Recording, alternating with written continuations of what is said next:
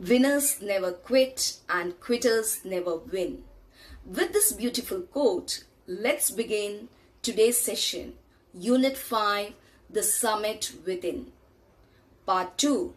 This motivational story is written by H.P.S. Ahluwalia. Mount Everest. It is Earth's highest mountain above sea level. It is partially located in Nepal and China.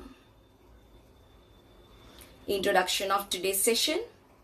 The climb to the adventurous and the most beautiful world of nature, that is the Mount Everest, is an arduous task. The climb is a very difficult task.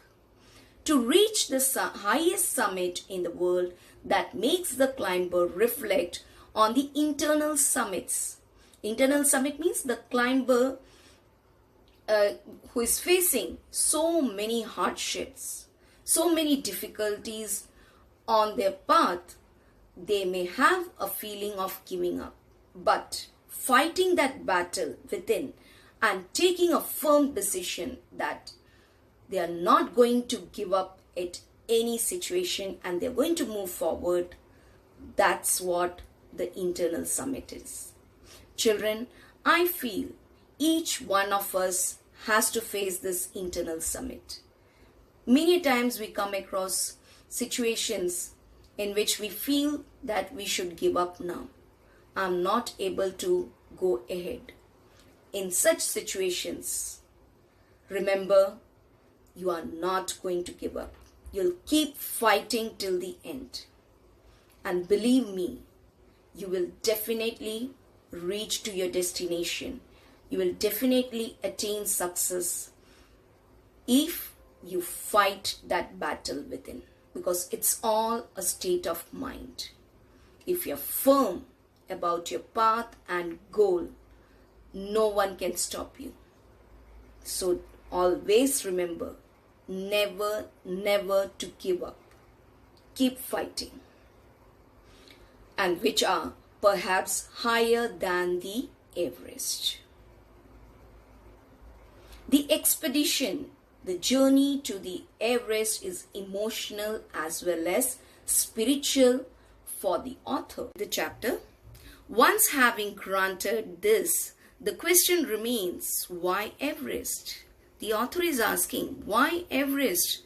Is it because it is the highest, the mightiest, and has defied many previous attempts? He was frustrated of his many previous attempts. It takes the last ounce, the last bit of one's energy. It is a brutal struggle. Brutal means very cruel, with rock and ice. Once taken up, it cannot be given up halfway. You cannot leave it and just walk away from there. Even when one's life is at stake. Stake means risk. The passage back is as difficult as the passage onward. If you move forward, you're having a difficult path. But if you plan to drop your idea to go forward, and if you want to go down, that too is very difficult. And then when the summit is climbed, there is the exhilaration, feeling of satisfaction, the joy of having done something, the sense of a battle fought and won. There is a feeling of victory and of happiness. You have achieved your goal.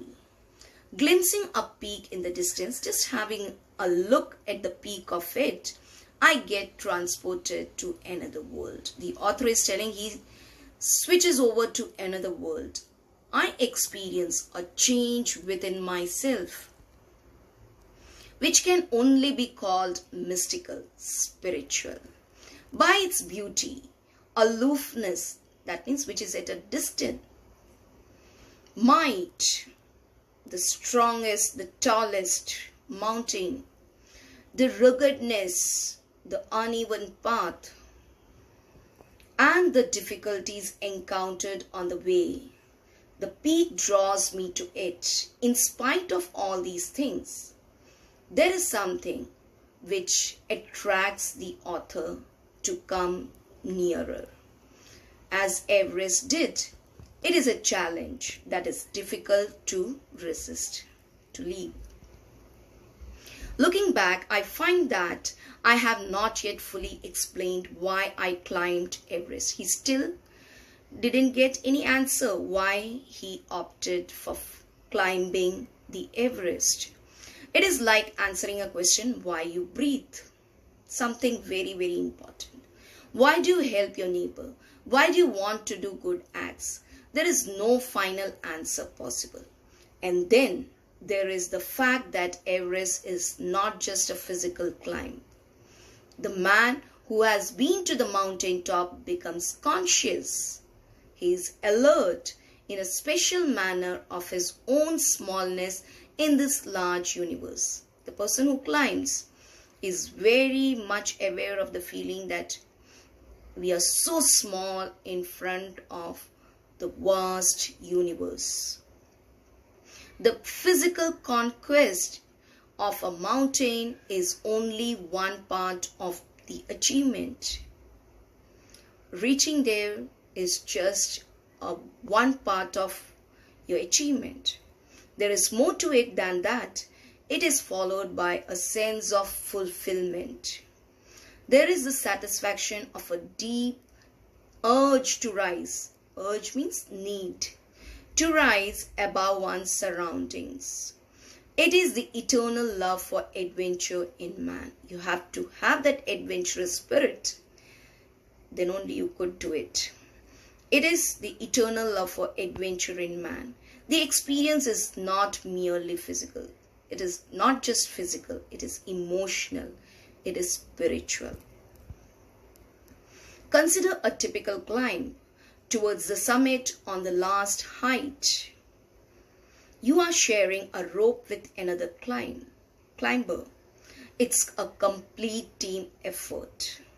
There is a group of people or climbers, those who go for such expedition. And it is only possible with the cooperation and complete support. They could climb the mountain. You firm in. Each member contributes towards it. He cuts the steps in the hard ice. One might be clearing the path or fixing the ropes. So everyone has to contribute in some way or the other. Then he belays. He fixes and you inch your way up. One person fixes the path, fixes the rope, and the other person moves forward. A complete team effort. The climb is grim, very difficult. You strain every nerve. Every nerve is an idiom used here, and it means that you put every effort as you take every step. Famous climbers have left records of the help given by others. They always appreciate and acknowledge the support and help they get from the team members. They have also recorded how they needed just that help. Else they might have given up. Breathing is difficult. You curse yourself of having let yourself in for this. Okay, so in between even that thought comes to your mind that why I have got into all these things. You wonder why you ever undertook the ascent. Ascent means the climb.